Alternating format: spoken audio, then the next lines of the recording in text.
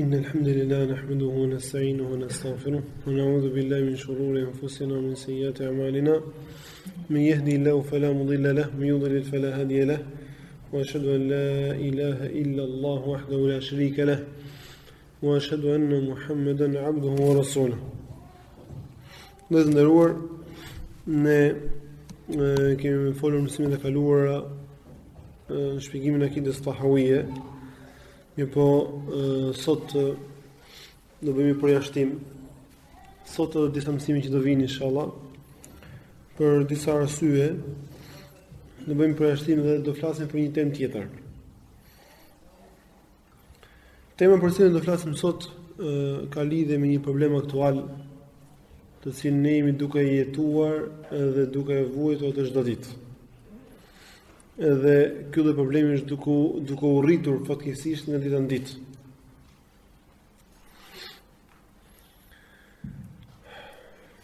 Problemi është problemi i një grupi të cilët janë musliman, por që kanë probleme të mëdha në akidën e tyre. Kanë probleme të mëdha në akidën e tyre dhe në menhexhin e tyre që kanë zgjedhur ata në jetën e tyre.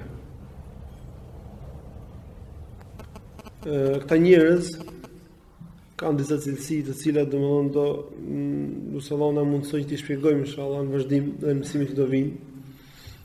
Por që të bëhet i qartë se për kemi për qëllim, po themi shkurtimisht, ta njerëz cilësia e tyre nga cilësitë më të dukshme është që ata merren me thashë theme, përpiqen të përçajnë muslimanët dhe fusin urrëtie mes muslimanëve. Gjithashtu i cilësojnë muslimanët të cilët nuk përputhen me mendimet e tyre bidatçi. Normalisht përshkrimi i padrejtë është se do vinë inshallah në Allahut. Dhe pretendojnë se ndjekin selefët, por ata janë shumë larg nga rruga e selefëve. Pretendojnë se ndjekin rrugën e selefëve, por ata janë shumë larg nga rruga e selefëve. Sepse selefët nuk i kanë pasur këtë cilësi dhe këtë lloj akide që e kanë këta njerëz. Unë jam pyetur për këtë grup dhe për këta njerëz, të cilët i thonë vetë tyre selefista, por që në të vërtetë ata nuk kanë lidhje me selefizmin. Dhe ata me kuptimin e plot fjalës janë bidatçi. E them këtë lloj fjalë me përgjegjësi dhe jam gati t'ia përgjigje për të gjatë këtyre mësimeve dhe të tregoj fakte dhe argumente që ata janë grupi i humbur. Nusë Allah në madhëruar të na udhëzojë në rrugën e drejtë edhe të na dhurojë sukses për ti dhe të na forcojnë të rrugë deri në vdekje. Këta njerëz quhen në arabisht i quajnë në këtë grupi arabët, është i njohur tek arabët me emrin xhamie ose medhalije. Ndërsa në trevat shqiptare në Kosovë dhe në Maqedoni, ata i quajnë rabiofsa. Këtu te ne në Shqipëri i quajnë harkista ose grupi hakut, sepse ashtu pretendojnë ata që janë grupi hakut, por ata në të vërtetë nuk janë grupi hakut. Ata janë grupi të kotës. Dhe faktet për këtë do vinë inshallah. Problematika e tyre ka ardhur dhe zgjeruar ditë ditës. Edhe ajo që ka bërë problem më të madh është që deri më sot unë në këtë moment që më po flas, unë nuk di që një prej hoxhallarëve të ketë mbajtur një mësim në cilin të ketë treguar se kush janë gabimet dhe tmetat e këtyre njerëzve. Edhe kështu duke u anashkaluar problemi i tyre, anashkalohu sot nesër pas nesër, 1 vit, 2 vjet, 3 vjet, 4 vjet, 5 vjet, kaluan vitet edhe numri i tyre është duke u shtuar, edhe urrëtia mes muslimanëve dhe përçarja mes muslimanëve është duke u shtuar. Përse? Vallë, a për hir të vërtetës është duke u krijuar kjo lloj urrëtie? Jo, pasha Allahun. Kjo lloj urrëtie është krijuar për hir të verbërisë. Në gjë të cilat do sqarohet inshallah. Dhe një përcilësive të tyre më të dukshme është gënjeshtra. Këtë lloj gjëje e kam me fakte sepse e kam përjetuar vetë dhe i shoh vetë për ditë gënjeshtrat e tyre dhe shpifjet e tyre të cilat ata i nxjerrin dhe i shpallin ato me pafytyrësi edhe me pascipsin më të madhe dhe nuk kanë turp kur dalin që ato janë gënjeshtra, kur merren vesh janë gënjeshtra. Nuk kanë turp që të thonë për shkak që ne gënjyem ose domun të ishte gënjeshtra, nuk e dinë gjë gënjeshtra. Se kanë problem fare, ka lënë të një gënjeshtër tjetër e re. Edhe kështu vazhdon domethënë problematika e tyre dhe zgjerohet.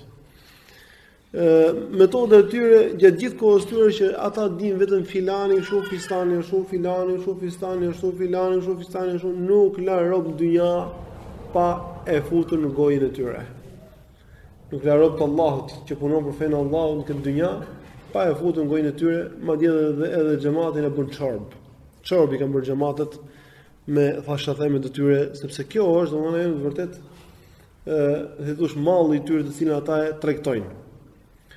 Dhe po të shikosh domethënë niveli i bisedave të tyre fetare që bëjnë ata kundërshtarëve të tyre janë shumë të ulta. Ai sa ata domethënë diskutojnë njeriu që ai është i humbur sipas tyre, kur ai domethënë thotë është i humbur sepse nuk ka marrë mësim për filanit, ose është i humbur sepse i ka dhënë selam filanit. Edhe gjëra të tilla të cilat janë gjëra më të vërtet qesharake, për qeshe për çabashk. Se këto nuk kanë lidhje të drejtë për drejtë me menhexhin e selefëve, siç pretendojnë ata, dhe as nuk quhet bidatçi nëse një person i jep selam një personi, ose nëse nuk merr mësim për një person që nuk quhet bidatçi në fenë islame. Dhe sqarimi shpresoj që të vijë në mësimet e ardhshme. Qëllimi është në këtë me shkurtimisht të tregoj se kush janë këta njerëz, të bëhet e qartë për këtë do flasim. Unë thash jam pyetur për këta njerëz prej më shumë se një viti. Ka dërguar një vëlla musliman një pyetje. Edhe i kam dhënë fjalën që do flas për ta. Edhe kam hezituar. Kam hezituar sepse unë e di shumë mirë domethënë që në brendsinë e tyre ka gjëra të cilat po të shfaqen mes muslimanëve do vinë herë shumë të keqe. Edhe përhapja e tyre do vijë herë shumë të keqe. Për këtë arsye kam hezituar që të flas. Mirë po janë shtuar kërkesat e vëllezërve, kërkoj një, e duke shikuar edhe gjendjen që është duke ardhur për keqësuar. Shikoj domosdoshmë çuditëra, domosdoshmë duke shikuar për çuditëra për ditë, e pash nevojshëm që të flas. Ka pas raste për shkak që pas vëllezër shumë të mirë, shumë turp, shumë të edukuar, në një ditë të mirë me diell, pa pritur, pa menduar, e shikon vëllai musliman shumë të mërzitur prej teje. Po çfarë ke vëllai musliman? Çat kam bër? Kush është gjunafi që kam bër? Hajde më trego pak në ta di. Jo, asnjë lloj sqarimi, asnjë lloj fjale, vetëm largim total deri në vdekje. Sigur ti do të puzësh këmbën, nuk ka më kthim për ty. Vallë, sikur përpara ty ti iblisi, të cilit i ka zbritur shpallë për Allahut që Allahu nuk ka pranuar më tobën, kështu kanë arritur këta me njerëzit. Kjo është grada e tyre, kanë arritur me njerëzit. Edhe arsyeja pse domethënë ata kanë hecur përpara në këtë formë është sepse ata merren me thashëtheme. Edhe normalisht njerëzit të cilët pëlqejnë thashëtheme do të shkojnë nga mbrapa tyre. Kjo është e para. E dyta, kur njerëzit merren me thashëtheme, tregojnë disa gjëra të kota, njeriu i cili nuk është i drejtë, mjaftohet me ato thashëtheme, me ato shpifje dhe shkon i beson ato. Kurse ai që është i drejtë, ata janë pak, shkon interesohet, ore këto gjëra janë të vërteta, këto shpifje pse janë të vërteta. Dhe kur i interesohet ka për ta marrë vesh, mirë po shumica e njerëzve nuk i interesohen dhe hesin mas tyre. Hesin ato idenë e mirëbesimit që përdesa thotë ky është musliman që nuk gënjen, mirë po e vërteta është që ata gënjejnë. Edhe po qëse dikush nuk beson, un kam fakte personale, në aspektin personal kam dhe fakte të përgjithshme që ata njerëz gënjejnë dhe nuk e kanë problem fare gënjeshtrin. Dhe kjo është një procesive të cilat nuk i nderon ata, por i poshtron, sepse selefët nuk kanë pas gënjur, nuk e njihin gënjeshtrin. Ky nuk është menhexhi selefëve. To ishin domethënë si thosh çështje kështu, si parathënie për tyre të temat e tyre, ndërsa çështjet të cilat ne do diskutojmë në lidhje me ta, dëshira jonë është që ne të diskutojmë ato nga ana fetare, me argumente fetare, për treguar qëndrimin e Islamit lidhje me to, me ato gjëra të cilat ata i konsiderojnë themelore dhe kundërshtarin në to ata konsiderojnë njëri të humbur. Çështja e parë për cilën ata flasin dhe kanë çështje histerike. Kur them histerike, deri në ato grade që ti do flasësh për çështje, ata të konsiderojnë sikur, domethënë, sikur kanë përpara tyre iblisin. Kjo çështja e gjykimit me ligj tjetër përveç ligjit të Allahut. Kjo është çështja për cilën do flasim sot inshallah. Atë çështja për cilën ne po flasim është gjykimi me ligj tjetër përveç ligjit të Allahut. Kjo është problemi i tyre i parë të cilin ata hapin. Çfarë gjykimi ka në Islam? Kjo çështje në rreth parë një gjykimi me ligjin e Allahut është çështje madhështore. Edhe ajo është çështje shumë e rëndësishme. Allahu subhanahu wa taala ka bërë farz për njerëzit që ata të gjykohen tek ligji i tij. Dhe Allahu subhanahu wa taala ka treguar në Kur'an që synimi përse Allahu i madhuar ka zbritur librin e tij është njerëzit ta përdorin atë si gjykatës në mes tyre. Domethënë kjo tregon që gjykimi i ligjit të Allahut që ka shumë rëndësishëm ai se ky që ka qëllim pse ka zbritur Allahu Kur'anin. Fut Allahu i madhuar wa anzala ma'ahum al-kitaba bil-haqq liyahkuma bayna an-nasi fima ikhtalafu fihi. Allahu i madhuar zbriti atyre të profetëve librin i cili mbar të vërtetën që të gjykojë mes njerëzve në kontradiktat e tyre. Domethënë shkaku pse zbriti librin që të gjykojë mes njerëzve në kontradiktat e tyre, sura Al-Baqara ajeti numër 213. Gjithashtu ka thënë Allahu subhanahu wa taala inna anzalna ilayka al-kitaba bil-haqqi litahkuma bayna an-nasi bima araka Allah. Ne të zbritëm ty librin që mbar të vërtetën, që të gjykosh mes njerëzve me anë të asaj që ta ka treguar Allahu në surën Nisa ajeti 105. Kjo është pika e parë që tregon rëndësinë e gjykimit me ligjin e Allahut. Pika e dytë. Kjo e parë një tregon sa madhe është çështje thelbësore. Kjo është thuar çështje thelbësore. Kjo nuk tregon sa e rëndësishme si ide. E dyta është që Allahu subhanahu wa taala është i vetmi i cili ka të drejtë të gjykojë mes krijesave të tij. Thot Allahu i madhuar inil hukmu illa lillah yaqussul haqqa wa huwa khairul fasilin. Thuaj gjykimi i takon vetëm Allahut, ai tregon të vërtetën dhe ai është më i miri i ndarës, se cilë ndarën të kotën nga vërteta nga kota. Gjithashtu ka thënë Allahu subhanahu wa taala inil hukmu illa lillahi amara alla ta'budu illa iyyah. Me gjykimi i takon vetëm Allahut, ai ka urdhëruar të mos adhuroni askënd tjetër përveç tij. Dhe argumentet e tjera të cilat tregojnë që gjykimi i takon vetëm Allahut subhanahu wa taala, nuk duhet të zgjohem më shumë se kaq. Këto argumente mjaftojnë për treguar domethënë rëndësinë e kësaj çështje në këtë detaj. Detaji tjetër që tregon rëndësinë e kësaj çështje është lidhja që ka gjykimi me ligjin e Allahut me tauhidin e adhurimit, tauhidin uluhiyya. Gjykimi me atë që ka zbritur Allahu i madhëruar të vetëm, do të gjykosh me atë që ka zbritur Allahu, është një prej pjesëve të dëbindjes ndaj Allahut dhe bindja ndaj urdhave të Allahut është një prej llojeve të adhurimit. Domethënë kur njeriu shkon dhe gjykohet te ligji i Allahut, në çdo çështje që i ka, ai në të vërtetë është bindur urdhave të Allahut, se kjo është bindja. Dhe kur i bindet urdhave të Allahut, domethënë ai ka kryer një prej gjërave të adhurimit, sepse adhurimi një prej llojeve të tij është bindja në urdhave të Allahut subhanuhu teala. Madje domethënë adhurimi në kuptimin e tij të gjerë, domethënë përfshin bindjen dhe jo vetëm në namazin, zakatin dhe agjërimin. Përkundazi, përfshin bindjen në çdo lloj urdhri, ajo quhet në të vërtetë adhurim. Kështu që njësimi i Allahut në gjykim hyn në mënyrë të drejtë për drejtë tek tauhidi i adhurimit. Ka thënë Allahu i madhuar inil hukmu illa lillah amara alla ta'budu illa iyyah. Gjykimi takon Allahut, urdhëroi që të mos ai ka urdhëruar të mos adhuroni askënd tjetër përveç tij. Normalisht, sipas logjikës tonë njerëzore, ai duhet të ishte kështu. Gjykimi takon vetëm Allahut, ai ka urdhëruar, gjykimi takon vetëm Allahut dhe ai ka urdhëruar që ju mos gjykoni te askush tjetër përveç tij. Nuk ka thënë ka urdhëruar mos gjykoni, por ka thënë ka urdhëruar të mos adhuroni askënd tjetër përveç tij. Si për treguar që gjykimi te ligji i Allahut është pjesë e adhurimit. Kjo tregon domethënë që gjykimi me ligjin e Allahut hyn në mënyrë të drejtë për drejtë tek tauhidi i adhurimit. Ka thënë Sheikhul Islam Taymija, Islami përfshin në vetvete dorëzimin ndaj Allahut të vetëm.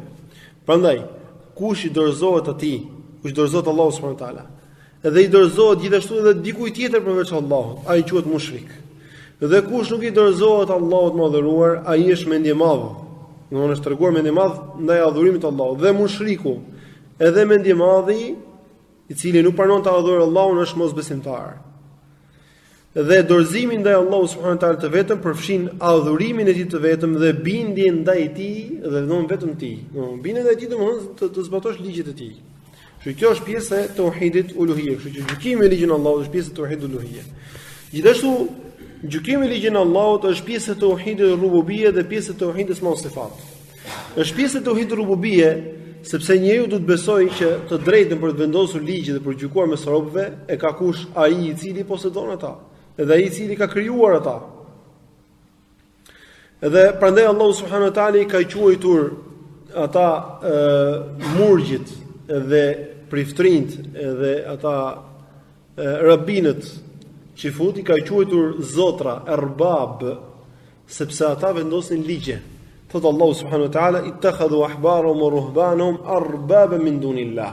Thot ata i bën dietarët e tyre dhe murgjit e tyre zotra përveç Allahut. Nuk tha idhuj, po tha zotra. Sepse këta njerëz i ndiqnin të parët e tyre në gjëra të tjera të cilat janë në kundërshtim me ligjin e Allahut, në urdhra të tjera që kanë kundërshtim me ligjin e Allahut, prandaj Allahu i quajti zotra, sepse ai i cili ka drejtë vendos ligj kush është vetëm ai i cili është Zot. Do të thotë që i posedon njerëzit. Dhe nëse njerëzit pranojnë që të gjykohen nga dikush tjetër, ata në të vërtetë kanë pranuar që ky është ai i cili i posedon ata dhe i ka ata në dorë në çdo gjë. Dhe ai që ka në dorë njeriu kush është vetëm ai që ka krijuar njeriu. Prandaj ky tauhid, domethënë tauhidi rububie ka lidhje të ngushtë me gjykimin me ligjin e Allahut subhanahu wa taala. Gjithashtu edhe tauhidi isma wa sifat ka lidhje të ngushtë sepse një prej emrave të Allahut subhanahu wa taala është el-Hakem. El-Hakem është gjykues, i cili domethënë është i vetmi gjykues dhe për këtë janë transmetuar domethënë disa hadithe nga profeti sallallahu alajhi wasallam. Ka thënë Muhammed Rashid al-Ridha në lidhje me kuptimin e tauhidit rububie, thotë: tauhidi rububie është që krijimin dhe rregullimin e çdo gjëje të mos ia dedikosh dikujt tjetër përveç Allahut. Gjithashtu që ligjet e fesë në adhurimin e Allahut, në bërjen halal dhe haram, mos i marrësh prej dikujt tjetër përveç Allahut. Domethënë prej dikujt përveç librit të tij dhe shpalljes së tij të cilën kanë transmetuar profetët e tij. Dhe kjo tregon qartë, domethënë kjo është pjesë e tauhidit rububie. Kështu që gjykimi i ligjit të Allahut ka lidhje të ngushtë me gjithë këto, domethënë me tauhidin uluhie, rububie, asma wa sifat, me ka lidhje të ngushtë me qëllimin përse i ka zbritur Allahu i madhuar librat, gjithashtu ka lidhje të ngushtë me tauhidin në ndjekje. Ne kemi për detyrë të ndjekim rrugën e Muhamedit sallallahu alaihi wasallam. Dhe nuk na lejohet të ndjekim rrugë të dikujt tjetër përveç tij. Dhe rruga e tij është rruga që ka ligjëruar Allahu subhanahu wa taala. Kështu që kush pranon të marrë ligjërim tjetër përveç ligjeve që ka vendosur ai me lejen e Allahut më dhëruar, ai në të vërtetë nuk e ka njësuar profetin sallallahu alaihi wasallam në ndjekjen e rrugës së tij. Madje kanë treguar dietarët që ndjekja e urdhrave të Allahut subhanahu wa taala, që i ka dhënë profetit sallallahu alaihi wasallam, ky është vetë kuptimi i fjalës Muhammedur Rasulullah, i vetë shahadet Muhammedur Rasulullah. Se çdo më thon Muhammedur Rasulullah, ka thënë Muhammed ibn AbduRrahim Allahu mëshiroft. Shahadeti se Muhamedi është dërguar Allahu do të thotë, ti bindesh në atë që ka urdhëruar. Ta'atu fi ma amar, wa tasdiqu fi ma akhbar, wa ijtinabu ma naha anhu wa zajar, wa an la yu'badu Allah illa bima shara'a. Atëherë thot ka thënë Muhammed ibn AbduRrahim, dëshmia shahadet se Muhamedi është dërguar Allahu do thotë ti bindesh në atë që ka urdhëruar. Domethënë që urdhrat e tij dhe ligjet e tij ti vendosur ato në jetën tënde. Kjo është domthon gjykimi, ky është në vërtetë gjykohesh te ligjet e tij. Të gjykohesh te ligjet e tij domthon që për çdo çështje në jetën tënde ti të drejtohesh atij dhe ky është kuptimi i fjalës Muhammedur Rasulullah. Këtë më ka treguar Sheikh Muhammed al-Wahabi, këtë ka treguar gjithashtu Muhammed ibn Ibrahim dhe të tjerë.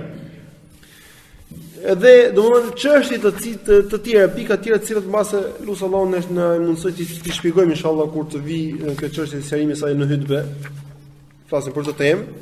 E rëndësishme është kaq sa desha tregoja, desha i tregohet të gjë për treguar që çështja e gjykimit me ligjin e Allahut nuk është çështje dytësore, është çështje shumë vështore.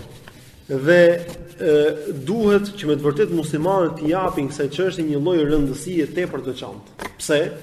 Këtu fillon katastrofa e njerëzve. Kur njerëzit nuk gjykohen me ligjin e Allahut, domethënë kanë anashkaluar Kur'anin. Po anashkaluar Kur'anin dhe Sunetin humbën. Humbja e tyre mund të jetë dalje nga feja ose mund të jetë humbje brenda kufive të fesë, por që kanë humbur nga rruga e drejtë për cilën ka urdhëruar Allahu dhe dërguari i tij sallallahu alaihi wasallam. Edhe po qesa ata anashkalojnë plotësisht Kur'anin, ata normalisht dalin nga feja e Allahut. Atëherë kjo është këto pika tregojnë rëndësinë që ka gjykimi me ligjin e Allahut. Ndërsa e kundërta është gjykimi me ligj tjetër përveç ligjit të Allahut subhanahu wa taala. Domthonë, sikur më thënë, nëse do ta shpjegojmë shkurtimisht, do thonë çfarë gjykimi ka nëse një person merr një libër tjetër përveç Kur'anit dhe e vendos atë ligj në jetën e tij. Domthonë subhanallahu, që momentin e parë kur pyet, do duket çështja që është shumë madhështore.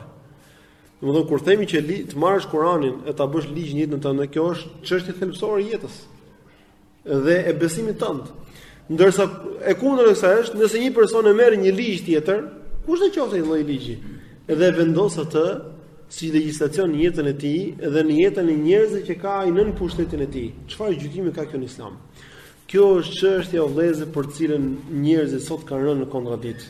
Dhe unë lutem Allahun e Madhëruar të na udhëzojë neve në atë të vërtetë të cilën Allahu subhanahu wa taala e ka zbritur dhe të na hapi sytë tonë ta shikojmë atë ashtu siç e ka zbritur ai. Gjykimi me ligjin e Allahut dhe sunetin e profetit sallallahu alajhi wasallam normalisht është akide e muslimanit dhe kjo është farzaj siç e treguam. Allahu subhanahu wa taala gjithashtu ka thënë në Kur'an: "Inma kana qawlu al-mu'minina idha du'u ila Allahi wa rasulihi liyahkuma bainahum an yaqulu sami'na wa ata'na wa ulaika humul muflihun." Do Allahu subhanahu wa taala fjala besimtarëve kur ata ftohen për tek Allahu dhe i dërguari i tij që të gjykojnë ndërmjet tyre është se ata thonë dëgjuam dhe u bindën dhe këta janë të shpëtuarit. Domethënë besimtari vërtet është ai i cili e pranon duke dëgjuar dhe me bindje ligjin e Allahut subhanahu wa taala dhe të dërguarit i tij sallallahu alaihi wasallam. Ndërsa në të kundërt Allahu i Madhëruar ka përshkruar në Kur'an ata persona të cilët largohen nga ligji i Allahut me disa përshkrime. Përshkrimi i parë që ka dhënë Allahu i Madhëruar për ta është cilësia e kufrit. Cilësia e kufrit. Dhe kufri do thotë mohim.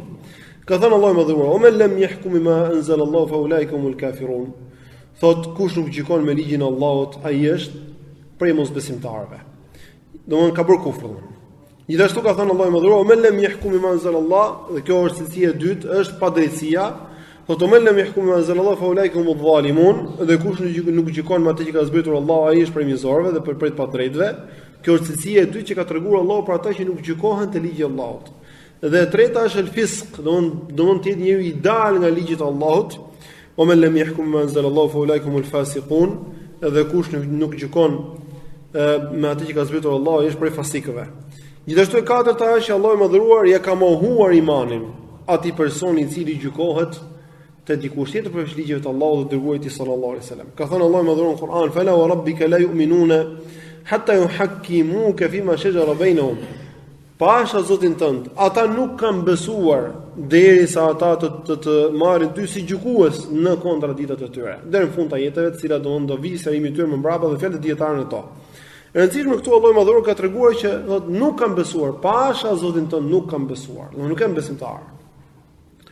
Edhe do të tregojmë fjalën e dietarëve që kanë treguar Ibn al-Qayyim dhe të tjerë që këtu bëhet fjalë për mohimin e besimit vërtet. Këtu ka folur Ibn Hazm, Ibn al-Qayyim dhe dietar të tjerë që këtu flitet për mohimin e besimit vërtet që një person i cili nuk gjykohet me ligjin e Allahut dhe dërguarit i sallallahu alajhi wasallam, duke bazuar këtë, domethënë është mosbesimtar.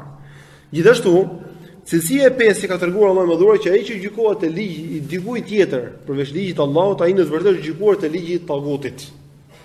Ka thënë Allahu subhanahu wa ta'ala: "Alam tara ila alladhina yaz'umuna annahum amanu bima unzila ilayka wa ma unzila min qablik yuriduna yatahakamu ila at-taghut wa qad umiru an yakfuru bih wa yuridu ash-shaytanu yudhillahum dhalalan ba'ida." Thot Allahu i Madhëruar: "A nuk i ke parë ti ata që pretendojnë se kanë besuar në atë që të ka zbritur ty dhe në atë që ka zbritur para teje?" E para gjë që Allahu i Madhëruar këtu ka treguar që këta persona pretendojnë se kanë besuar. Domethënë besimi i tyre ngelen në pretendim. Pretendojnë se kanë besuar, nuk kanë besim të vërtetë. Në atë që ka zbritur ty dhe në atë që ka zbritur para teje, ata duan të gjykohen tek taguti. E ka thënë Allahu i Madhëruar besimin e tyre pretendim, pse? Për shkak se ata dëshirojnë të gjykohen te ligj tjetër përveç ligjit të Allahut. Domethënë nuk duan të gjykohen te Kurani, por te ndonjë libër tjetër, çfarë do lloj libri qoftë ai, i kujt do qoftë ai, përveç librit të Allahut dhe gjykimit të profetit sallallahu alaihi wasallam. E ka thënë Allahu i Madhëruar gjykimin e këtij personi, domethënë që ky në të vërtetë dëshiron të gjykohet te taguti dhe besimin e tij ka qenë pretendim. Gjithashtu Allahu i Madhëruar ka treguar që ai që gjykohet te ligji tjetër përveç ligjit të Allahut, ai ka ndiqur dëshirat e tij. Thot Allahu i Madhëruar: "Ya Daudu inna ja'alnaka khalifatan fil ard, fahkum bayna an-nasi bil haqqi wa la tattabi' al-hawa fayudhillaka an sabilillah." Thot Allahu i Madhëruar: O Daud, ne të kemi bërë ty kuptimin e jetit, të kemi bërë ty halifen tokë, drejtues në tokë. Prandaj gjyko mes njerëzve me të drejtën dhe mos ndiq dëshirën. Gjyko me të drejtën dhe mos ndiq dëshirën, për treguar që gjykimi me jo të drejtën quhet ndjekje dëshire. Fa yudhillaka an sabilillah, sepse ndjekja dëshirë do të humbi nga rruga e Allahut subhanahu wa taala. Gjithashtu ka treguar Allahu më dhuar për shkrimi i tyre është që ai person që gjykohet te ligj tjetër përveç ligjit të Allahut, ai në të vërtetë ka kërkuar gjykimin e ignorancës. Ka thënë Allahu më dhuar: "Afa hukm al-jahiliyyati yabghun, wa man ahsanu min Allahi hukman liqawmin yuqinun." A gjykimin e ignorancës kërkojnë ata, e ku ka gjykim më të mirë se gjykimi i Allahut për popullin që janë të sigurt? Gjithashtu Allahu më dhuar ka përshkruar ata të cilët duan të gjykojnë dhe gjykojnë te ligji për ligjit të Allahut me cilësinë e hipokrizisë. Ka treguar që ata janë hipokrit dhe këtu flit për hipokrizinë e madhe.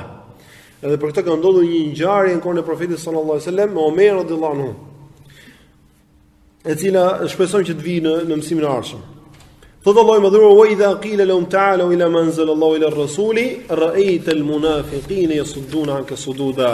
Thot Allahu më dhuar, thot edhe kur u thuhet atyre: "E jeni tek ajo që ka zbritur Allahu dhe ti ke dërguar i tij", ti do të shikosh munafiqët duke i kthyer shpinën. Do të tregon kjo gjë që ata të cilët i kthejnë shpinën të vërtetës kur u thuhet eja tek urdhri i Allahut, dërguari ti çaj quhet munafik. Kjo është përshkrim që ka dhënë Allahu më dhuar për ta. Gjithashtu Allahu më dhuar ka përshkruar ata të cilët gjykojnë me ligj tjetër për ligjit të Allahut me smundje të zemrës. Ka gjykuar që ata kanë dyshime në zemrat e tyre dhe nuk kanë siguri në drejtsinë e ligjeve të Allahut subhanahu wa taala. Ka thënë Allahu më dhuar: "Wa idha du'a ila Allahu rasuli li yahkuma bainahum idha fariqun minhum mu'ridun." Thot edhe kur atyre u thuhet e jeni tek Allahu dhe dërguari i tij që të gjykojë mes jush, një grup i tyre thot i kthejnë shpinën. O yakul lahum al-haqq ya'tu ilayhi mudh'inin. Dhe nëse ata kanë të drejtë, dinë që kanë të drejtë dhe u jep të drejtën Allahu dhe dërguari i tij, ata vinë të nënshtruar. A fi qulubihim marad, Allahu më dhuruar, a kanë në sëmundje në zemrat e tyre, domthonjë që nuk vinë gjithmonë, por vinë edhe kur intereson. A kanë sëmundje në zemrat e tyre? Amir tabu, thot apo kanë dyshim në zemrat e tyre? Am yakhafuna yahib Allahu alayhim rasuluhu. Apo ata kanë frikë se mos u bën padrejti atyre Allahu dhe dërguari i tij, bel ulaikum adh-dhalimun, përkundër këta janë mizorët. Gjithashtu Allahu më dhuar ka treguar që cilësia e këtyre të cilët gjykohen te ligji tjetër për ligjit të Allahut është që është cilësia e shirkut, që ata i kanë bërë këta të personat të cilët i marrin si gjykuese me tyre, i kanë bërë të zotra veç Allahut dhe ortak të Allahut më dhuar. Thot Allahu subhanahu wa taala: "Am lahum shuraka shar'u lahum min ad-din ma lam ya'dhan billah." A kanë ata ortak që u kanë vendosur aty ligjin e fe pa lejen e Allahut? Gjithashtu ka thënë Allahu më dhuar: "Falyahdhar alladhina yukhalifuna an amri an tusibahum fitnah aw yusibahum adhabun alim." Të ruan ata të cilët e kundërshtojnë urdhrin e tij, domethënë kundërshtojnë ligjin e Profetit sallallahu alajhi wasallam. Se mos u bie ndonjë fitnë ose ndonjë dënim i dhëmshëm, fitnë në këtë ajet më fjalë për shirkun, siç ka treguar në bazën e ajetit në surën Bekare, ul fitnë të shëtu min al-qatl, që fitna është merrën sa vrasje, domethënë shirku është merrën sa vrasja. Gjithashtu kanë treguar domethënë dietarët që cilësi tjetër që ka treguar Allahu për ata që gjykojnë me ligj tjetër për ligjin e Allahut është cilësia që ata do ndjekin dhe imitojnë mosbesimtarët dhe mushrikët. Ka thënë Allahu më dhuar: "Wa idha qila lahum ittabi'u ma anzala Allahu qalu bal nattabi'u ma wajadna 'alayhi aba'ana aw law kana aba'uhum la ya'qiluna shay'an la yahtadun." Ka thënë Allahu më dhuar, dhe kur u thuhet atyre ndiqni atë që ka zbritur Allahu, ata do thonë përkundëzin e do ndjekim atë që kemi gjetur tek baballarët tanë, edhe sikur baballarët e tyre mos logjikojnë gjë dhe mos janë të udhëzuar. Kjo tregon që këta njerëz ndjekin dhe imitojnë mosbesimtarët kur vjen atë urdhri i Allahut subhanahu wa taala.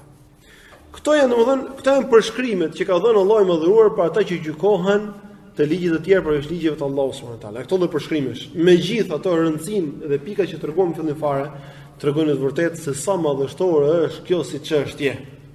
Edhe me gjithë madhështinë e saj, një grup njerëzish, edhe këta domthonë pikërisht janë murxhiet, janë përpjekur dhe përpiqen që t'ia ulin rëndësinë kësaj çështjeje, dhe ta bëjnë si çështje dytësore dhe të parëndësishme, siç do vi sqarimi i kësaj gjëje. Pika e dytë që duam të sqarojmë tani është gjykimi që kanë dhënë dietarët në lidhje me atë person i cili ndryshon ligjin e Allahut dhe vendos një legjislacion tjetër përveç ligjit islam, me anë të cilit ai gjykon mes njerëzve.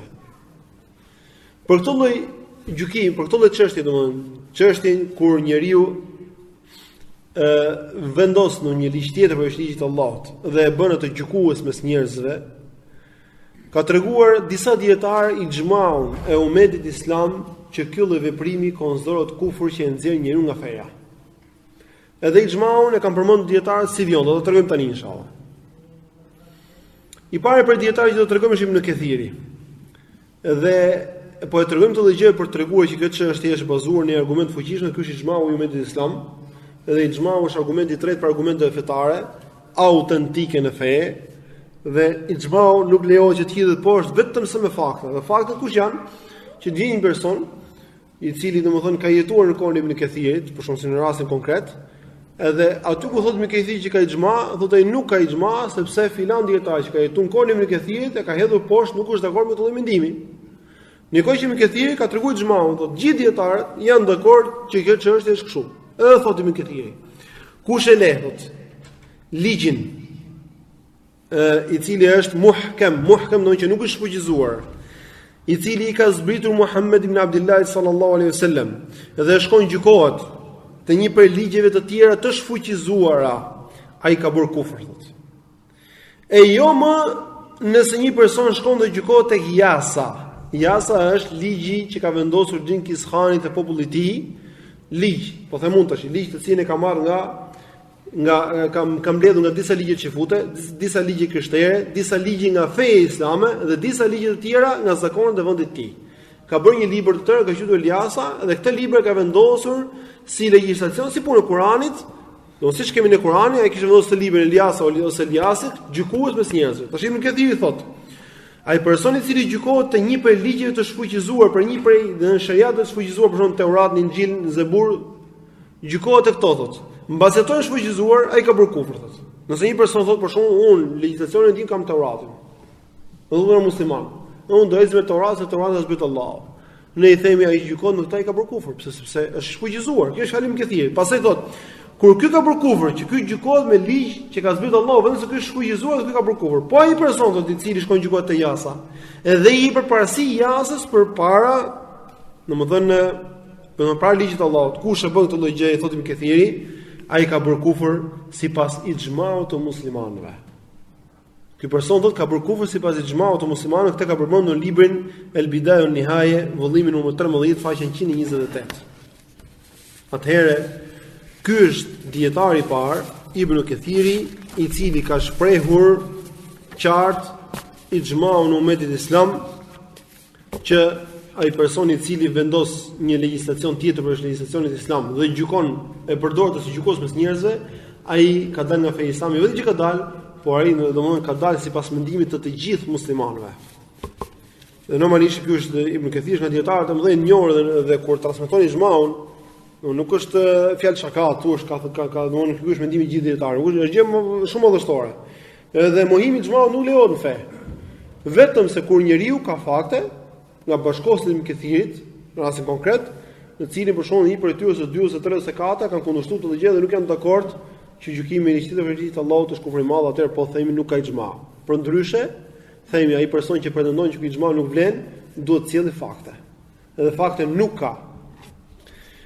I dyti person është Ibn Taymija, dhe Ibn Taymija domethënë ka jetuar disa vite përpara Ibn Kathirit, dhe Ibn Kathiri në vërtetë është nxënësi i Ibn Taymijas. Ka përmendur Ibn Taymija disa fjalë, nuk kam zgjedhur vetëm një prej tyre që është më i qartë në këtë çështje. Ka thënë Ibn Taymija, thotë njeriu, nëse bën halal haramin, nëse bën halal haramin për cilin ka ixhma, ose bën haram halalin për cilin ka ixhma, ose ndryshon ligjin për cilin ka ixhma, ligjin fetar, një ligj fetar, e ndryshon, ka ixhma për ta. Ai e ndryshon këtë, ky person konsiderohet kafir, murted, kështu thotë Ibn Taymija, dhe për këtë kanë rënë dakord të gjithë fuqahat. Thotë kush e bën halalin haram, ka halal, atë që për cilin ka ixhma.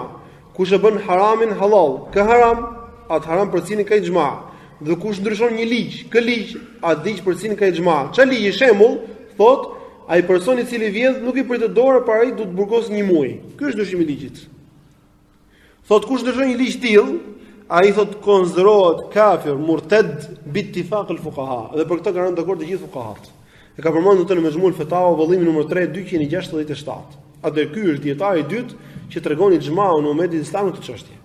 Dietari i tretë është më i hershëm se këta dy, është Ibn Hazmi, i cili ka jetuar rreth viteve 400 kusur, domethënë gati 300 vjet përpara Ibn Taymiyes dhe Ibn Kathirit, thotë: nuk ka kontradikt ndërmjet dy personave prej muslimanëve se kjo është shfuqizuar dhe se, tregon për ligjet e Injilit, dhe se kush gjykon me ligjin e Injilit, i cili me ligjin e Injilit, i cili nuk ndodhet me shpallje në shariatin islam, ai konsiderohet mosbesimtar, mushrik, i dal nga feja islame. Shëllon fillim fare, nuk ka kontradikt mes dy muslimanëve, të gjithë muslimanët kanë dakord thotë që ky është shfuqizuar dhe nuk ka kontradikt dhe se kush gjykon me ligjin e Injilit, i cili nuk i përputhet me ligjin e shariatit islam, ai konsiderohet mosbesimtar, mushrik, i dal nga feja islame. Allah është tekst shumë i qartë, e ka përmendur në librin El-Ihkam fi Usul al-Ahkam, vëllimi 5, faqe numër 162. Kjo është domethënë fjala e tretë e dietarëve, kjo është fjala e tretë e tij dietar Ibn Hazmi, i cili ka treguar ixhmaun në umetin islam në lidhje me këtë çështje, që në çështjen që kush vendos ligj tjetër për ligjit të Allahut, me anë gjykon, ai del nga feja islame. E katërta është një prej fetvave të komisionit përhershëm. Komisioni i përhershëm para afro 14 vjetësh ka nxjerr disa fetva në lidhje me disa libra të cilët kanë folur për këtë çështje. Për këtyre librave është një libër i cili quhet At-Tahdhir min Fitnat at-Takfir. Libri At-Tahdhir min Fitnat at-Takfir, domethënë ruajuni prej fitnes së tekfirit, kështu quhet libri. Këtë libër e ka bërë Ali Halabiu. Edhe Ali Halabiu në këtë libër pretendon që ai që quhen kafir, gjykuesi me ligj tjetër për ligjit të Allahut, si në rastin që po flasim, ai quhet tekfirs. Edhe që këtu ka buruar termi tekfir sollëze dhe që e përdorin sot njerëzit me duke umllëfosur, çmllëfos, duke fryrë, duke shfryrë, nuk kush di se çfarë po thonë një gjë kush e di domethënë. Ideja është që këta kanë nxjerrë këta që janë murxhiet, domethënë ky lloj termi ka ardhur nga murxhiet. Ky ka origjinën e përdorimit në kohët në ditët e sotme. Dhe ata e përdorin këtë lloj termi sot, edhe ky don Ali Halabiu ka bërë të librin që quhet At-Tahdhir min Fitnat at-Takfir. Edhe komisioni i përhershëm, mbasi e ka parë të librin, e kanë treguar, e kanë nxjerrë, domethënë e kanë çuar disa njerëz, e ka lexuar atë dhe ka treguar domethënë që ky libër ka probleme dhe i ka paralajmëruar muslimanët që të ruhen për leximin e këtij libri, sepse ky libër mbron akiden e murxhive. Edhe thotë ndërtjer komisioni i përhershëm. Në lidhje me këtë libër thotë tek pika numër 2 thotë. Thotë ai ka deformuar fjalët, ka deformuar fjalët e dietarëve. Për shembull thotë fjalën e Ibn Kathirit në librin El-Bidaya wa Nihaya. Sepse thotë ky person ka përmendur në fusnotën e faqes 15 tekst nga Ibn Kathiri, sikur Ibn Kathiri ka thënë që Xhinkis Khani, i cili ishte ai që ka vendosur librin e Eliasa. Ka pretenduar Ali Halabiu se Ibn Kathiri ka thënë që Xhinkis Khani ka pretenduar që Eliasa është prej Allahut. Edhe ky që nga shkaku përse ka bërë kufër ai Xhinkis Khani. Dhe përse Ibn Kathiri ka treguar që ky është kufri i nxjerrë nga feja. Dhe thot komisioni i përhershëm, dhe kur ne jemi kthyer dhe kemi shikuar referencë ka përmendur ai, nuk e kemi gjetur fjalën e Ibn Kathirit që e pretendonte. Domthonjë që kjo tregon që është gënjeshtër. Që ka pretenduar nga Ibn Kathiri. Domethënë nuk është e vërtetë pretendimi i këtij personi që pretendon që ixhmau që ka përmendur Ibn Kathiri ka të bëjë me pretendimin e Xhinkis Khanit sipas tij, domethënë, që ka pretenduar që ky që jasa është për Allah, prandaj ka bërë kufër të madh. Prandaj ka thënë që ky është kufër sipas ixhmaut të umatit islam. Domethënë komisioni i përhershëm tregon që ixhmau i umatit islam është më së i saktë këtë gjëje, edhe këtu nuk flitet për atë që pretendojnë këta, domethënë që ai që gjoja sipas tyre Xhinkis Khani vendosësi i këtij libri pas ka pretenduar që ky është për Allah, prandaj që ka kufër i madh. Kjo s'është e vërtetë. Përkundër kufri i madh ekziston në justifikimin ose në arsyeën që tregojmë që ai ka vendosur ligj përveç Kuranit. Dhe domethënë ka heq Kuranin, ka vendosur një libër tjetër, si më që Kurani i dytë. Gjithashtu vazhdon komisioni i përhershëm dhe ka thënë 3, po për të person, thotë. Gjithashtu ai ka shpifur kundër Sheikhul Islam Taymiyes në faqen numër 17 edhe faqen 18, kur ka pretenduar ky personi, Ali Halabiu domethënë, që ai personi në ndryshimi i ligjit, edhe ai personi i cili ndryshon ligjin dhe vendos një ligj tjetër për ligjin e Allahut, sipas Ibn Taymiyes nuk ka bërë kufër të madh. Kështu pretendon ky thotë. Përveç se në rastin kur ai thotë e njeh këtë gjë dhe beson që ky lloj ndryshimi është halal. Edhe kjo lloj fjale që thotë ky person që ka shumë të libër, kjo është shpifje ndaj shehut Islam Temije. Domethënë, sipas ti ka shkruar librin me Temije thotë që gjykimi i ligjit për ligjit të Allahut, ndryshimi i ligjit të Allahut është kufër vetëm atëherë kur ai bën halal. Edhe komisioni për përgjithshëm thotë që kjo s'është e vërtetë, përkundazi, thotë ky person që ka pretenduar të gjë për Ibn Taymiyyah ka shpifur kundrejt Ibn Taymiyyahs. Gjithashtu, më pas thotë pika numër 4, komisioni e përgjithshëm. Gjithashtu ky person ka deformuar fjalën e Sheh Muhammad ibn Ibrahimit në librin e tij Tahkim al-Qawanin, i cili thotë domthonë gjykimi me kanunet, në të cilin ky person, domthonë Ali Halbiu ka pretenduar se Sheh Muhammad ibn Ibrahimi e ka vendosur si kusht që gjykimi i ligjit të quhet kufri i madh, ka vendosur si kusht që ta bëjë halal me zemër. Dhe kjo është, domethënë, është shpifje sepse fjala e Shehut thotë është më së qartë se dielli që ai nuk vendos kusht për të bërë halal që quhet kufri i madh. Pastaj do pika e 6, një prej vërtetave që ka vendosur komisioni i përgjithshëm kundër këtij personit është që ky në librin e tij At-Tahdhir min fitnat at-takfir, të ruani për fitnën e takfirit, thotë e kanë nënvlefsuar gjykimin me ligjit për ligjit të Allahut. E kanë nënvlefsuar gjykimin me ligjit për ligjit të Allahut dhe ka thënë në faqen numër 5 me pretendimin se dhënia e një lloj kujdesi të veçantë në këtë çështje, në çështjen e gjykimit dhe lidhja e tij me tauhidin ka ngjashmëri me shiat dhe kjo thotë komisioni i përgjithshëm, kjo është një lloj gabimi shumë i rëndë. Domethënë Ali Aleviu thotë, kush interesohet shumë me gjykimin me ligjin e Allahut dhe fillon flet kundër aty që gjykojnë me ligjin e Allahut, ai në të vërtetë ka ngjarë me shia, thotë. Është përngjasur me shia, me rrafë, thotë. Dhe thotë komisioni për këtë përngjësim pa drejtë, kjo është padrejti e madhe, kjo është gabim i rëndë. Sepse çështja në të vërtetë, çështja e gjykimit me ligjin e Allahut, kjo është për pjesë të tauhidit. Edhe pse nuk është një lloj tauhidi vetë, sepse ajo hyn te një prej të llojit tauhid, por ka lidhje edhe me tauhidin rububie, dhe me tauhidin uluhie, edhe me tauhidin isma sifat. Kjo është, domethënë, kjo është një prej fetvave të komisionit të përgjithshëm lidhje me këtë çështje. Çështje tjetër, po në lidhje me ixhmaun e umetit në lidhje me këtë pikë, me gjykimin me ligjit për ligjit të Allahut. Komisioni i përgjithshëm ka një fetva tjetër. Ka një fetva, një person i cili quhet Khalid al-Ambari, ka bërë një libër po me këtë çështje, po në lidhje me çështjen e, domethënë, tekfirit, e kanë shumë qeftë kur përmendën çështjen e tekfirit, se kjo çështje domethënë tremropt. Edhe ka kthyr përgjigje komisioni i përgjithshëm dhe ka mbasi ka lexuar të librin e tij dhe ka thënë që libri i tij është i rrezikshëm, sepse i mbron akidën e murxhive. Edhe ky person, Khalid al-Ambari, i cili e shan tekfirin, edhe i quajnë tekfir, me radhë runi nga tekfiri me radhë, ka thënë komisioni i përgjithshëm që ky Khalid al-Ambari ka pretenduar se dietarët kanë rënë në ujdi dhe kanë ixhma që nuk quhet mosbesimtar ai që gjykon me ligjin për ligjit të Allahut.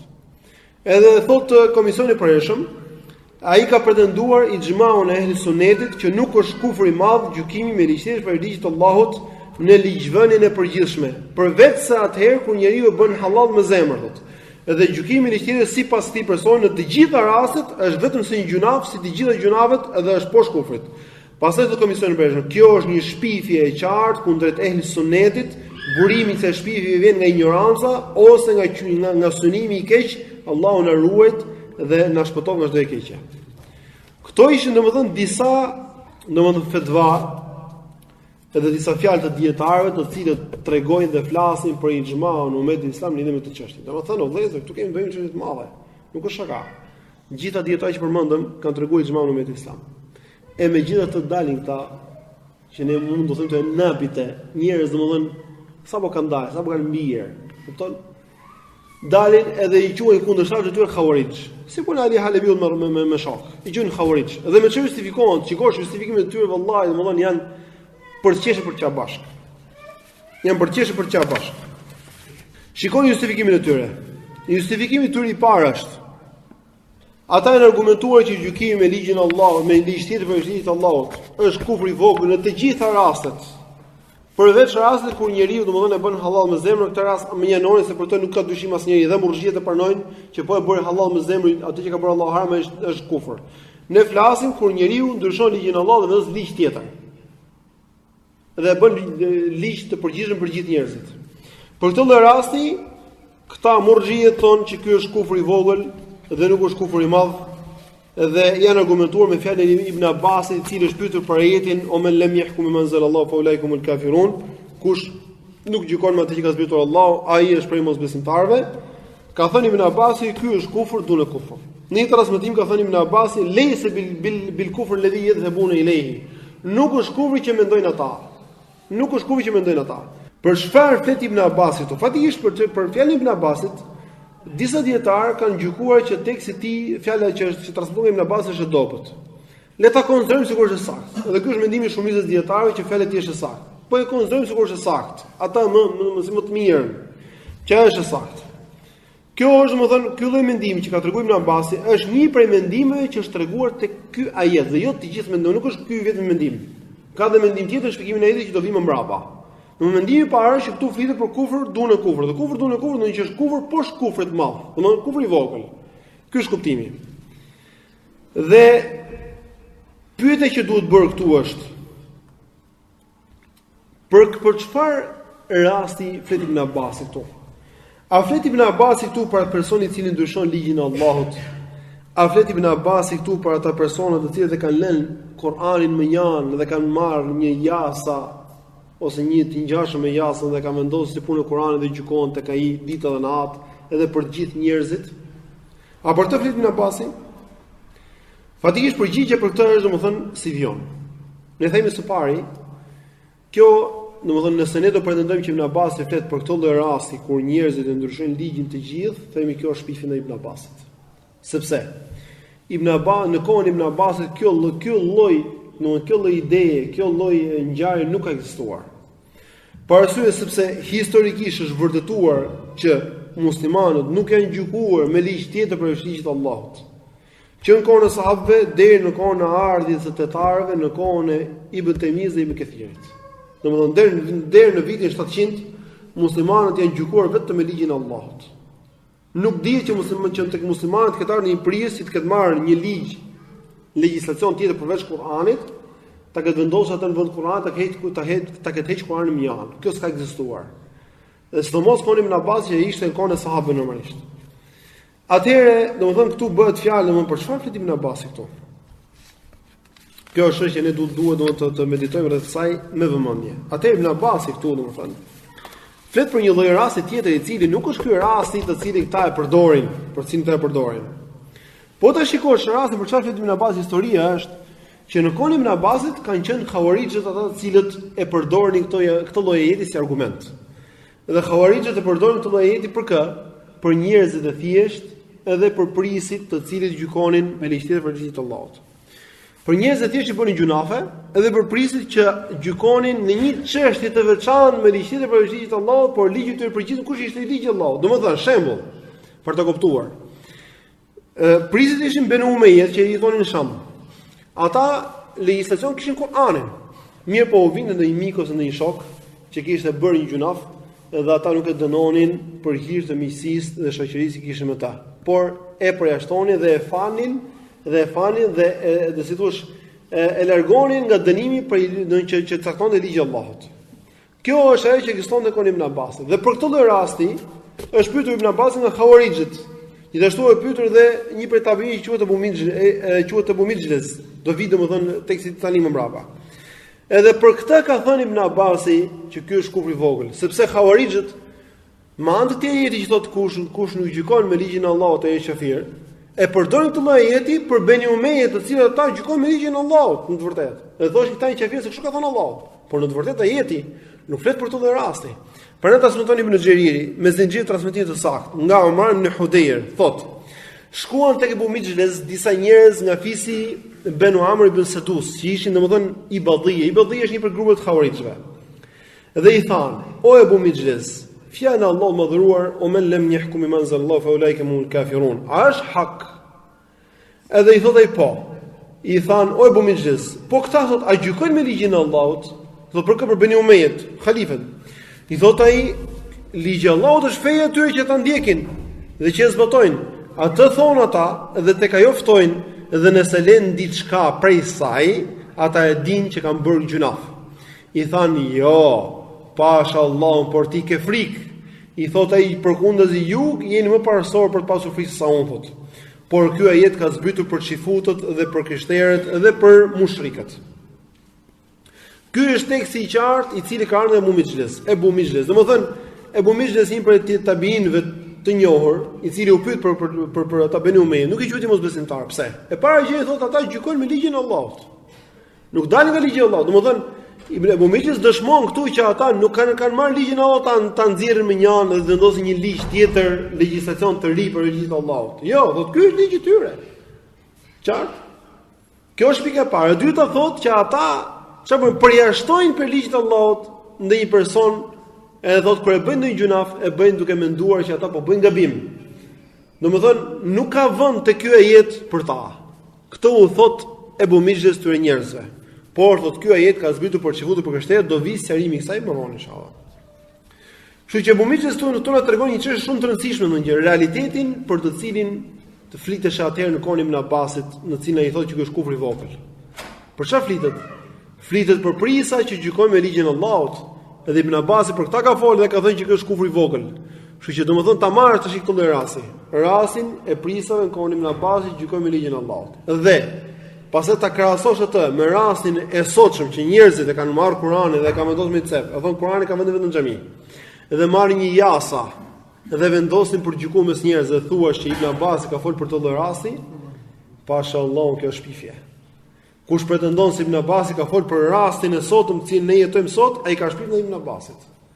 Edhe kanë treguar dietarët që ky person i cili pretendon diçka të tillë nuk ka shans të sjellë një fjalë vetëm në Ibn Abbasi që mbështet mendimin e tij në këtë çështje. Sepse Ibn Abbasi ka folur konkretisht për çfarë? Për rastin kur prisit përjashtonin mikun shokun nga ligji i Allahut. Për këtë kanë folur. S'kan folur për rastin kur prisin me ligjin e Allahut dhe anë shkalon dhe mendos një ligj tjetër për ligjin e Allahut. Kështu që kush nuk bën dallim ndër këto dy, ai është ignorant i madh. Ose është njeriu i cili dëshiron të fusë të keqen umetin islam. Kështu që domethënë këtu do të bërë dallim shumë i madh dhe që këtu domethënë themi që kush pretendon me anë të fjalës Ibn Abbasit që gjykimi me ligjin e Allahut në çdo rast është kufri i vogël, ai në të vërtetë është ose ignorant ose njeriu i cili ka synime të këqija në lidhje me fenë islamit. Me përjashtim të atyre njerëzve të cilët kanë gabuar me dije, duke pretenduar domethënë që po gjejnë dijen e vërtetë, por kanë gabuar në këtë çështje dhe nëse kanë gabuar, detyra e tyre që të kthehen bën tobë tek Allahu subhanahu wa taala, mbasi të sqarohet këtë çështje. Ka thënë Ahmed Shakir që është nga dietarët bashkohorë që e ka jetuar këtë lloj problemi dhe ka jetuar gjithashtu argumentimin që bëjnë këta murxhiet të sotëm me fjalën e Ibn Abbasit. Thot Ahmed Shakir, thot e theri që është transmetuar nga Ibn Abbasi dhe nga disa të tjerë, thot janë të disa ethere me anë të cilave disa ethere që luajnë me to njerëzit që duan të humbin tjerët në kohën tonë. Thot janë disa athar me anë të cilave luajnë ata al-mudillun, ata që humbin tjerët në kohën tonë. Të cilët pretendojnë se kanë dije, edhe të tjerë njerëz si punë këtyre të cilët janë shumë guximtar ndaj fesë. Dhe e bëjnë këto tekste të Ibn Abbasit, fjalën e Ibn Abbasit dhe të tjerë dietarë si fjalën e Ibn Abbasit, i bëjnë këto tekste justifikim edhe formë për të lejuar gjykimin me ligje të tjera për ligjit të Allahut, të cilat janë vendosur sot në vendet islame. Domethënë Ahmed Shakir, Allahu më shoftë që nga dietarët e mëdhenj të umetit që kanë jetuar në kohët e sotme, pak para në Sheikh al-Albanit, tregon që fjalën e Ibn Abbasit thotë që ky është kufri i vogël, edhe fjalën e Ebu Mijlesit e përdorin sot ata që duan të luajnë me njerëzit. Edhe përdoren të si justifikim për çfarë? Që të vendosen ligjet e tagutit në vendet islame. Kjo është lojë, thotë, në të vërtetë që bëjnë këta me ligjin e Allahut. Kjo është shumë e madhe. Vllajti Mahmud Shakir e ka përforcuar këtë çështje në një formë tjetër, thotë. Mahmud Shakir është një dietar gjithashtu, vllai i Ahmed Shakirit, thotë këto athar, do në fjalë Ibn Abbasit edhe Ebu Mijlesit dhe të tjerë si punë këtyre, Mahmud Shakir i kthen përgjigje këtyre që i përdorin këto athar, fjalën Ibn Abbasit dhe fjalë të tjera si punë këtyre, edhe dëshirojnë të përdorin ato si mjet për të lejuar dalin nga ligji i Allahut.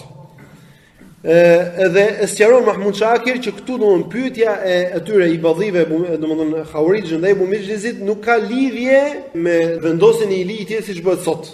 Nuk ka lidhje me vendosjen e ligjit tjetër, thot Mahmud Shakir, domethënë që pyetja që i bën ibadhiet e Bumixhezit nuk ka lidhje me gjykimin në pasuri, në çështjet e nderit, në çështjet e gjakut, me ndonjë ligj tjetër përveç shariat. Domethënë ata ibadhiet nuk i kanë thënë çfarë gjykimi ke ti për atë person i cili gjykon në çështjet e nderit, domethënë kur një person bën immoralitet, ose kur një person vret, ose kur një person vjedh, çfarë gjykimi ke për këtë person, quhet kafir apo jo? Domethënë thotë që në të vërtetë Xhawarixhët se pyetën për këtë e Bumixhezin. Thotë që gjykimi që dha, domethënë që u pyet e Bumixhez nuk ishte për çështjen e pasurisë, nderit edhe gjakut, domethënë kur një person gjykon në këtë çështje me ligj tjetër përveç shariatit tek muslimanët. Dhe as nuk është pyetur e Bumixhezi kur një person nxjerr një kanun të cilin e bën të detyrueshëm për muslimanët që ata të gjykohen tek ai përveç ligjit të Allahut në librin e tij dhe gjykimit të profetit sallallahu alajhi wasallam. Pastaj thot Mahmud Shakir, mbasi tregon domthonjë që fjala e Bumixhezit nuk ka lidhje me këtë lloj rasti që jetojmë ne sot. Thot Mahmud Shakir, më bravo thot. Kush e bën këtë veprimi, domethënë që vendos një ligj tjetër, legjislacion tjetër dhe detyron njerëzit për të, ky lloj veprimi thot konsiderohet në largim nga Allahu, nga gjykimi i tij, edhe largim nga feja e tij. Dhe kjo konsiderohet të japësh përparësi ligjeve të kufrit mbi ligjit të Allahut. Dhe ky është kufër thot. Nuk ka dyshim në këtë që ky është kufër asnjë prej atyre që drejtohen nga kibla. Edhe pse thot ata janë domethënë në kundërshtim në çështje të tjera thot. Nuk ka dyshim asnjë prej atyre që drejtohen nga kibla që ky person që e thotë këtë gjë dhe fton këtë ai është kafir. Në një person i cili domethënë i fson njerëzit edhe thotë që nuk ka problem, ose thotë për shembull që ne do vendosim një ligj tjetër, ai është kafir. Kjo është fjala e tij domethënë. Edhe një herë përsëri thotë, ky lloj veprimi thotë konsiderohet kthim shpinën ndaj Allahut dhe ligjit të tij, edhe largim nga feja e tij. Domethënë ky lloj veprimi domethënë që të marrësh një legjislacion tjetër, të detyrosh njerëzit ta zbatojnë atë përveç Kuranit. Edhe ky konsiderohet të japësh përparësi ligjeve të kufrit përpara ligjit të Allahut. Edhe ky është kufër. Në këtë nuk dyshon asnjë prej muslimanëve që drejtohen nga kibla, edhe pse kanë kontradiktë në çështje të tjera thotë. Nuk dyshon asnjë prej muslimanëve që drejtohen nga kibla që ky lloj veprimi konsiderohet kufër për atë person që e thotë dhe kufër për atë person që domthon i fton njerëzin të. Këtë ka përmendur tek domthon fusnotat e tefsirit të Mekethirit, vëllimi numër 10, faqja 349. Kështu që po ta shikosh më mend edhe Mahmud Shakir këtu ka treguar gjithashtu ixhmau në umetin islam që kush vendos një legjislacion tjetër përveç legjislacionit islam, me të cilit ai dëshiron të gjykohen njerëzit tek ai dhe i detyron njerëzit të gjykohen tek ai në të vërtetë ka dalë nga feja islame dhe për këtë thotë nuk dyshon asnjë prej muslimanëve, edhe grupet e humbura nuk dyshojnë këtë thotë. Kjo është fjala domethënë e Sheikh Mahmud Shakir dhe Ahmed Shakirit. Dhe domethënë kjo ishte një justifikim i tyre i parë, domethënë kështu që justifikimi i tyre që thonë, që justifikohen me fjalën e Ibn Abbasit, që sipas tyre Ibn Abbasi ka thënë që ky është kufri i vogël, sipas tyre gjykimi i ligjit të Allahut është kufri i vogël, kjo shpifje nuk është vërtet. Edhe u themi këtyre njerëzve. Po qëse ky ajet tregon që ky është kufri i vogël. Po mirë, ajetet e tjera që flasin për të çështje, ku ti çoni? Sepse ka shumë ajete të tjera në të cilat tregohet që gjykimi i ligjit të Allahut e nxjerr nga imani, si ajeti që thotë fala wa rabbika la yu'minun, pasha zonë tonë nuk kanë besuar, do janë mosbesimtar. Do ta shikojmë inshallah në mësimin e ardhshëm fjalët e dietarëve që kanë treguar, nuk ka më të tjerë që kanë treguar që këtu flitet për kufër të madh, nuk kanë besuar, nuk janë mosbesimtar. Gjithashtu, elem të alladhina yazurmun, a nuk e parë ata që pretendojnë se kanë besuar, e ka thënë Allah pretendim besimin e tyre që dëshirojnë njëri dunia të hakemun e tagut, duan të gjykojnë të tagut. Domthonë Allah më nuk e pranon besimin e tyre personave të cilët dëshirojnë të gjykojnë të taguti. Mirë, nëse ata e quajnë fjalën ajetin e parë në Maide, që thotë ky është kufri i vogël, po kësaj do kujt çojnë. Po tjera ajete sikur këtu që janë shumë, kujt çojnë? Çfarë shpjegim do japin atyre? Nuk kanë asnjë lloj shpjegimi çfarë do japin atyre, vetëm se të ngelen më pas në përgjigje. Edhe pastaj ngelet domthon fjalë e tyre, të cilën e kanë keq përdorur disa njerëz që është që disa dietar te ky ajet që thotë o men lam yahkum bima anzalallahu fa ulaikum kafirun, kush nuk gjykon me ligjin e Allahut, ai është për mosbesimtarëve. Kanë thënë disa dietar për seleve që ky ajet ka zbritur për xifutët dhe krishterët. Ka zbritur për ehli kitabin. Kanë thënë disa dietar për seleve që ky ajet ka zbritur për ehli kitabin. Atëherë domthon këtë lloj shpjegimi dietarët e kanë përmendur si mendim të dytë të ajetit. Mendimi i parë është mendimi i Ibn Abbas sipas tyre, që thonë që është kufri i vogël, mendimi i dytë është ky. Dhe sipas kësaj ideje, përdesë ky është mendimi i dytë, përveç mendimit të Ibn Abbasit që thotë që është kufri i vogël, atë i di që këtu flet për kufër të vogël, atë flet për kufër të madh. Vetëm se këtu flet për kë? Për çifutës. Kjo është pika e parë. E dyta, fakti që ky ajet ka zbritur për ehli kitabin, kjo nuk do të thotë që nuk ka lidhje me të tjerët. Jo, kjo ka lidhje me një çështje quhet sebabun nuzul, shkaqet e zbritjeve. Kështu një ajet kuranor zbret për një shkak. Për shkakun e një filan personi i cili bëri një veprim. Por kjo nuk do të thotë që nëse një person bën të njëjtin veprim më mbrapa, ky ajet nuk e përfshin. Domethënë Allahu më dhuroi këtë ajet e ka zbritur për treguar veprimin e xifutëve, dhe ka treguar që veprimi i tyre quhet kufër, dhe ata që mosbesimtar për këtë lloj veprimi, edhe pse ata mosbesimtar për veprime të tjera përpara, por ata vetëm për këtë veprim kanë bërë një kufër tjetër, që i nxjerr përsëri nga feja dhe shtonë shumë akoma shumë kufër në tyre. Por fakti që ka treguar Allahu që ky ajet, domethënë ose që kanë treguar dietarë që ky ajet ka zbritur për ata, kjo nuk do të thotë që ajeti nuk përfshin të tjerë. Për shembull Allahu subhanahu wa taala ka treguar shumë ajete të tjera, ngjarje. Për shembull thotë Allahu subhanahu wa taala në surën Hujurat, ya ayyuhalladhina amanu in ja'akum fasiqun binaba'in fatabayyanu, o ju që keni besuar, nëse u vjen ju një fasik me një lajm siguroni. Ky ajet ka zbritur se një person që dërgoi profetin sallallahu alajhi wasallam për të marrë zakat nga fisi Harith ibn Dhirarit, që ishte prej xifutëve, ky personi pati frikë shkonte tek fisi i tij se mos e vrisnin, nga ajo problemi i tij që kishte mbështetjen e tij ai vet. Pati frikë dhe nuk shkoi. Dhe i vati i tha profetit sallallahu alajhi wasallam, ata më kërcënuan për të vrarë. Edhe u nis profeti sallallahu alajhi wasallam për të luftuar. Po pa u siguruar që ajo është vërtet. Kur u siguroi, pastaj mori vesh që kjo ishte gënjeshtër e tij. Edhe zbriti ai kuranoi thotë o ju që keni besuar, kur t'ju vinë lajm për një fasiku, siguroni. Ajeti ka zbritur për këtë. Vallë vetëm për këtë flet? A vlet për të gjithë ata që bëjnë veprimin e tij. Dhe këtu ajeti, domethënë vërtet ajeti ka zbritur për xifutët. Por në të vërtetë kjo nuk do të thotë që ai nuk përfshin të tjerët. Për ne kanë thënë dietar kanë nxjerr rregullin e njohur që thotë el-ibratu bi umumi al-lafz la bi khususi as-sabab. Thotë ai që merr në konsiderat tek ajeti kuranor është teksti i përgjithshëm që përfshin ajeti dhe jo shkaku i veçantë për cilin ka zbritur. Domthonë ajeti ka zbritur për një shkak të veçantë, por teksti i përgjithshëm që përfshin atë shkak dhe çdo person që e bën atë lloj shkaku të tillë ka një njëjtin gjykim. Atëherë kjo është pika e parë, domethënë që kur fakti që thonë selefët që ky ajet është ka zbritur për xifutëve, nuk do të thotë që nuk ka lidhje me ata personë që bëjnë veprën e xifutëve. Atëherë pyetja është, çfarë vepre kanë bërë xifutët për cilën ata merituan këtë lloj gjykimi? Kjo është çështje me të vërtetë, domethënë duhet të seruar dhe ka nevojë domethënë që të kuptohet qartë. Atëherë për këtë lloj gjëje kanë ardhur dy hadithe të qarta te Buhariu dhe te Muslimi. Kemi nga Ibn Umar radhiyallahu anhu thotë Quan tek profeti sallallahu alaihi wasallam një xifut dhe një xifute të cilët kishin bërë zina. Edhe u tha profeti sallallahu alaihi wasallam atyre: "Çfarë dënimi ju keni te libri juaj?"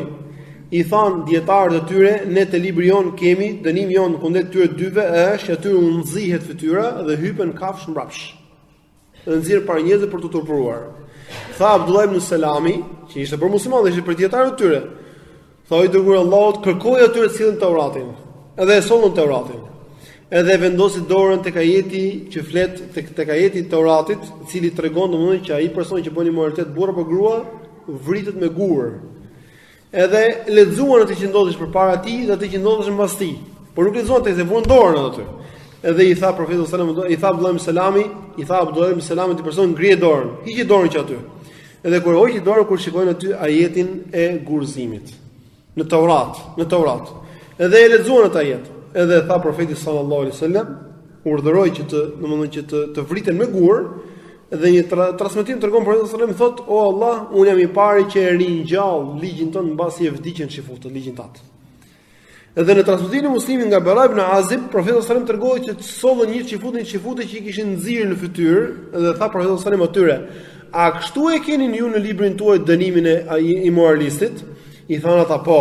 Edhe atëherë thiri një person, profeti sallallahu alajhi wasallam për dietarët e tyre dhe i tha: "Po të lutem për hir të Allahut, a kështu e ka zbritur Allahu mbi Musën në Taurat? Kështu e gjeni në Taurat që zbritur Allahu te Musa? Kështu është dënimi i atij personi që bën immoralitet?" Tha jo.